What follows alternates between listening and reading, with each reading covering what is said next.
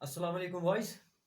अभी आज class 10th उसका जो चैप्टर नंबर 6 हम कर रहे हैं, उस चैप्टर नंबर 6 की आज एक इम्पोर्टेंट थ्योरम लेकर मैं आपके सामने हाजिर हुआ। अभी थ्योरम 6.6 पहले इसका स्टेटमेंट देखेंगे। थ्योरम 6.6 का स्टेटमेंट है क्या? थ्योरम 6.6 का स्टेटमेंट है, prove that the ratio of the areas of two similar triangles is equal to the ratio of squares on the corresponding sides. अब पहले मैं आपको ये स्टेटमेंट जो है वो समझाने की कोशिश करूंगा। अभी स्टेटमेंट है, prove that the ratio of the areas of two similar triangles. आपके पास कोई भी दो सिमिलर ट्रायंगल्स है, कोई भी दो सिमिलर ट्रायंगल्स, जैसे मैंने यहाँ पर दो सिमिलर ट्रायंगल्स ड्रॉ किए, say triangle A B C and D E F. तो ये आपका गिवन है, these two triangles are similar, यानी कि इनके कॉरस्पॉन्डिंग साइड्स प्रोपोर्शनल होंगे, इन दोनों ट्रायंगल्स के कॉरस्पॉन्डिंग एंगल्स इक्वल होंगे क्योंकि ये सिमिलर ट्रायंगल्स हैं। अब आपको क्या करना है? आपको प्रूव करना है रेशियो ऑफ द एरियाज, इन दो सिमिलर ट्रायंगल्स के एरियाज का रेशियो, यानी ये वाले ट्रायंगल का रेशियो, एबीसी ट्रायंगल का एरिया, और ट्रायंगल डीईएफ इसका एरिया, इन दोनों ट्रायंगल्स के एरियाज का रेशियो इज इक्वल, किसके बराबर होगा? वो ratio of areas is equal to the ratio of squares on the corresponding sides. इन दोनों सिमिलर ट्रायंगल्स के एरियाज का रेशियो कोई भी दो कॉरस्पॉन्डिंग साइड्स के स्क्वायर के बराबर होगा। से फॉर एग्जांपल ए बी और डी ई, ये बनते हैं कॉरस्पॉन्डिंग साइड्स। तो प्रूव करना है इन दोनों ट्रायंगल्स का जो एरिया है उनका रेशियो इन दो साइड्स के रेशियो के स्क्वायर के बराबर होगा, square of the ratio of these corresponding sides. या जरूरी नहीं है आप ये दो कॉरस्पॉन्डिंग साइड लेंगे, कोई भी दो कॉरस्पॉन्डिंग साइड, आप बी सी और ई एफ इन दो साइड्स के रेशियो का स्क्वायर ले सकते हो, या ए सी और डी एफ इन दो साइड्स के रेशियो का स्क्वायर ले सकते हो। तो इसका प्रूफ करने के लिए, इसको प्रूव करने के लिए आपको पहले लिखना होगा गिवन। गिवन मतलब ये थ्योरम में क्या आपके पास है? आपके पास है these are two similar triangles. तो टू सिमिलर ट्रायंगल्स ये गिवन में आएगा, two similar triangles ABC and DEF, ये गिवन है आपका। These are two similar triangles, बस इतना ही गिवन है। लेकिन ध्यान रखना है, अब अगर ये ट्रायंगल सिमिलर हैं तो इनके कॉरस्पॉन्डिंग साइड्स प्रोपोर्शनल होंगे, कॉरस्पॉन्डिंग एंगल्स इक्वल होंगे, ये याद रखना है आपको। टू प्रूव, तो फिर प्रूव क्या करना है आपको? प्रूव करना है इनके एरियाज का रेशियो, क्योंकि सिमिलर ट्रायंगल्स हैं, इनके एरिया का रेशियो, यानी area of triangle A B C, जो कि ये वाले ट्रायंगल का एरिया और ये वाले ट्रायंगल का एरिया, इनका रेशियो, तो divide by area of triangle D E F, ये हो गया इन दो ट्रायंगल्स के एरिया का रेशियो इज इक्वल। ये रेशियो ऑफ एरियाज किसके बराबर करना है? Square of ratio of corresponding sides. कोई भी दो कॉरस्पॉन्डिंग साइड, आप ए बी डी ले सकते हो, आप बी ई एफ ले सकते हो, आप ए सी और डी एफ ले सकते हो। चलिए मैं लेता हूं बी सी और ई एफ। तो area of triangle A B C divide by area of triangle D E F is equal B C by E F whole square. वही हो गया square on ratio of corresponding sides, कोई भी दो corresponding sides का ratio उसका square. और आप ले सकते हो A B by D whole square, और आप ले सकते हो A C by D F whole square. तीन केसेस में जो एक केस आप लेंगे आपकी मर्जी है। उसके बाद यहां पर करनी पड़ेगी कॉन्स्ट्रक्शन, क्योंकि आपको एरिया जो है एबीसी ट्रायंगल का एरिया निकालना है, डीएफ ट्रायंगल का एरिया निकालना है, और ये एरिया निकालने के लिए आप कॉन्स्ट्रक्शन करेंगे। अब कॉन्स्ट्रक्शन क्या करनी है? ये जो वर्टेक्स ए है, ये वर्टेक्स ए से आप परपेंडिकुलर ड्रॉ करेंगे, और परपेंडिकुलर मतलब ये आपको 90 डिग्री एंगल बनाना चाहिए at the point of intersection, जहां पर ये बीसी साइड को, अपोजिट साइड को इंटरसेक्ट करेगा, यहां पर 90 डिग्री एंगल बनना चाहिए। तो ये ए डी आपको, ए डी आपके पास है, तो ए एम, ये ए एम आप परपेंडिकुलर ड्रॉ करेंगे। Draw A M perpendicular to B C, ABC triangle में परपेंडिकुलर ड्रॉ करना है, कॉन्स्ट्रक्शन है। उसके बाद ट्रायंगल डी एफ जो है, यहां पर भी आपको परपेंडिकुलर ड्रॉ करना है, से D N, draw D N perpendicular to E F. ये दो परपेंडिकुलर्स आपको ड्रॉ करने, या आपने खुद फिगर में ऐड किया तो इसको कहेंगे कॉन्स्ट्रक्शन। अब कॉन्स्ट्रक्शन क्या है फिर? Draw A M perpendicular to B C, ये बी सी के ऊपर परपेंडिकुलर, एंड ये डी एन ई एफ के ऊपर perpendicular, and D N perpendicular to E F. ये दो परपेंडिकुलर्स आपको ड्रॉ करने हैं। उसके बाद प्रूफ। अब कैसे प्रूव करेंगे? Ratio of areas is equal to square of ratio of corresponding sides. इसके लिए आप दोनों ट्रायंगल्स का पहले एरिया निकालेंगे। पहले ट्रायंगल एबीसी का area, here area of triangle ABC is equal to, मैं पहले सिर्फ ट्रायंगल एबीसी का एरिया निकाल रहा हूं। अभी एबीसी ट्रायंगल का एरिया आपको पता ही है बाय फॉर्मूला, अगर किसी भी ट्रायंगल का एरिया निकालना हो, परपेंडिकुलर गिवन हो, तो फॉर्मूला अप्लाई होगी 1/2 ऑफ बेस इनटू ऑल्टीट्यूड। तो एबीसी ट्रायंगल, इसका एरिया बनेगा 1/2 हाफ ऑफ बेस, और बेस आप उसी साइड को कहते हो जिस साइड के ऊपर परपेंडिकुलर ड्रॉ होगा। अभी यहां पर परपेंडिकुलर आपने ए एम ड्रॉ कर दिया बीसी साइड के ऊपर, तो बीसी बनेगी बेस, ए एम बनेगा परपेंडिकुलर यानी कि ऑल्टीट्यूड। तो ट्रायंगल एबीसी का एरिया 1/2 ऑफ बेस, बेस आ गई BC into altitude that is A M, 1/2 of base into altitude, ये आ गया एबीसी ट्रायंगल का एरिया।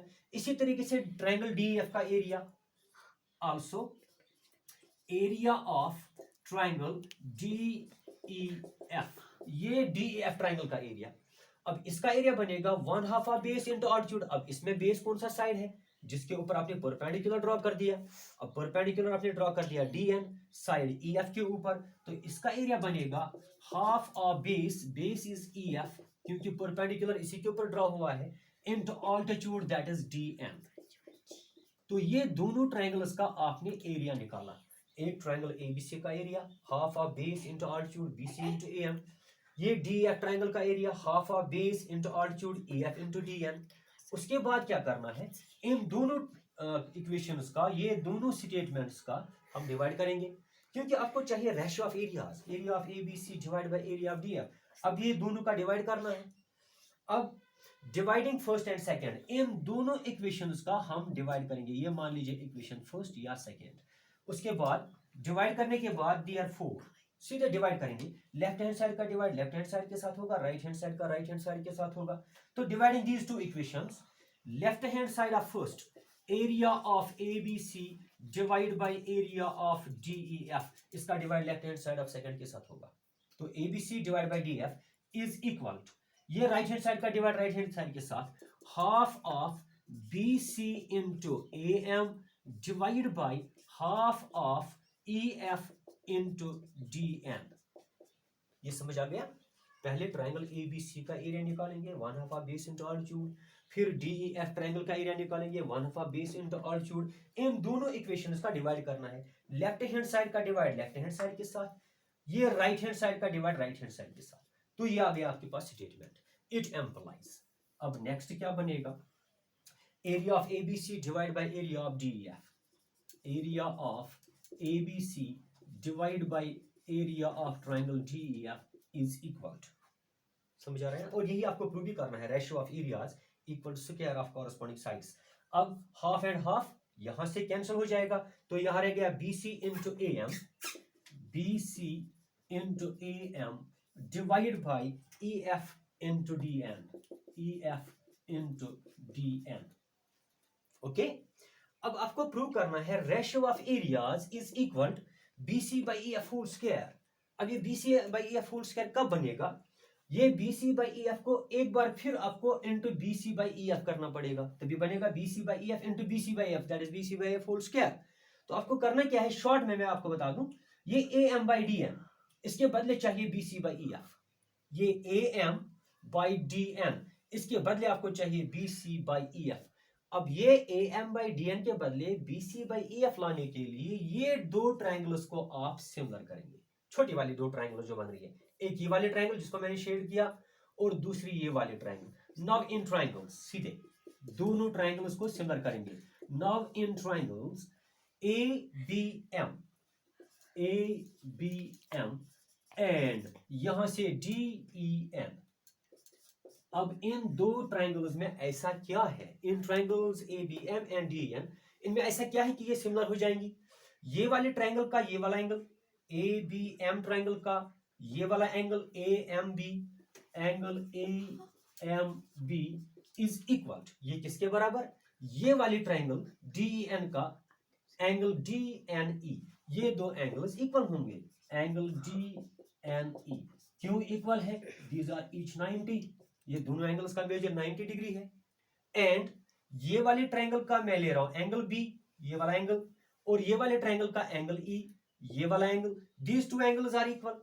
क्यों ये इक्वल है, क्योंकि जो गिवन ट्रायंगल्स है ए बी सी और डी ई एफ वो सिमिलर है, मैंने पहले ही कहा था triangle A B C is similar to triangle D F, means उनके कॉरेस्पॉन्डिंग साइड्स प्रोपोर्शनल है, कॉरेस्पॉन्डिंग एंगल्स इक्वल है। तो एंगल बी और एंगल ई जो है ये दो भी इक्वल होंगे, angle B is equal to angle E, क्योंकि ट्रायंगल जो है A B C that is similar to triangle D E F, यानी कि जो गिवन ट्रायंगल्स है वो सिमिलर है, तो इनके कॉरेस्पॉन्डिंग एंगल्स इक्वल होंगे। देयरफॉर, तो आपने ये दो एंगल को इक्वल किया, ये दो एंगल को इक्वल किया, मींस दो एंगल इक्वल आ गए, तो therefore by angle angle criteria, angle criteria triangle A B M, ये वाले triangle A B M is similar to triangle D E N, is similar to triangle D E N. And when triangles are similar their corresponding sides are proportional, जब कोई भी दो triangle similar होती है उनके corresponding sides क्या होते हैं, प्रोपोर्शनल। तो रिजल्ट आपका आ गया triangle A B M is similar to triangle D E N. अब जब ये दो ट्रायंगल सिमिलर आ गई देयरफॉर इनके कॉरेस्पॉन्डिंग साइड्स क्या होंगे, प्रोपोर्शनल। तो ये A B by D E किसके बराबर होगा, A B by D E, यानी इन दो कॉरेस्पॉन्डिंग साइड्स का रेशियो ये A M by D N के बराबर is equal A M by D N, क्योंकि ट्रायंगल सिमिलर हो गई, when triangles are similar corresponding sides proportional, तो इन दो का रेशियो और ये दो साइड्स का रेशियो इक्वल होगा। बट मगर ये ए बी बाई डी किसके बराबर, ये ए बी बाई डी इन दो साइड्स का ratio B C by E F के बराबर है, क्योंकि गिवन ट्रायंगल्स जो है ए बी सी और डी एफ वो सिमिलर है, मैंने पहले ही कहा when triangles are similar corresponding sides are proportional, तो वहां से ए बी बाई डी इनका रेशियो और B C by E F इनका रेशियो इक्वल होगा। But A B by D इन दो साइड्स का ratio A B by D is equal B C by E F, इनका रेशियो ये equal है। क्यों है ये equal, because triangle A B C given triangle is similar to triangle D F, क्योंकि जो गिवन ट्रायंगल्स है वो सिमिलर है। अब इन दो रिजल्ट्स को कंपेयर करेंगे, इनके left hand side equal means right hand side are equal, it implies A M by D N, इसका right hand side is equal इसका right hand side B C by E F. अब ये वाला result आप रखेंगे second, ये वाला result आप रखेंगे फर्स्ट।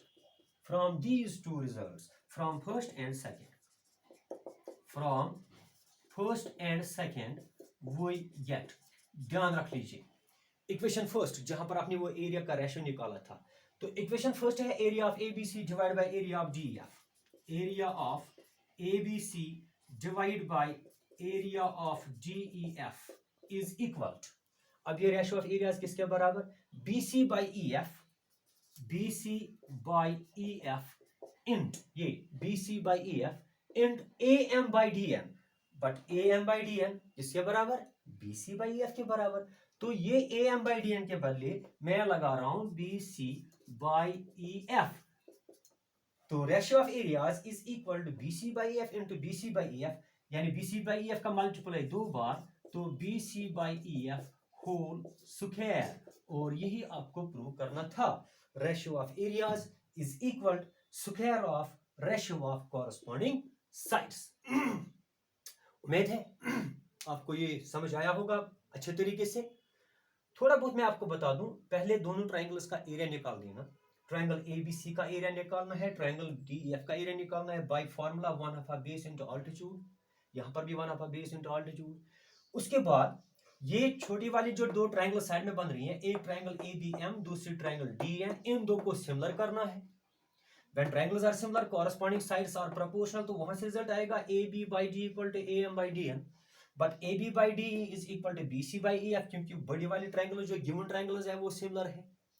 तो ये दोनों रिजल्ट्स, एक A M by D equal to B C by F यहां से कंपेयर करके आएगा, और जो एरियाज का रेशियो आपने पहले निकाला होगा इन दो को कंपेयर करेंगे तो रेशियो ऑफ एरियाज आएगा square of ratio of corresponding sides. Okay, इंशाल्लाह कल इसी एक्सरसाइज, जो इसके बाद की एक्सरसाइज है जहां पर यही थ्योरम आपको अप्लाई करनी है, उसके क्वेश्चंस लेकर कल से फिर इंशाल्लाह आपके सामने हाजिर होंगे। तब तक के लिए खुदा हाफिज।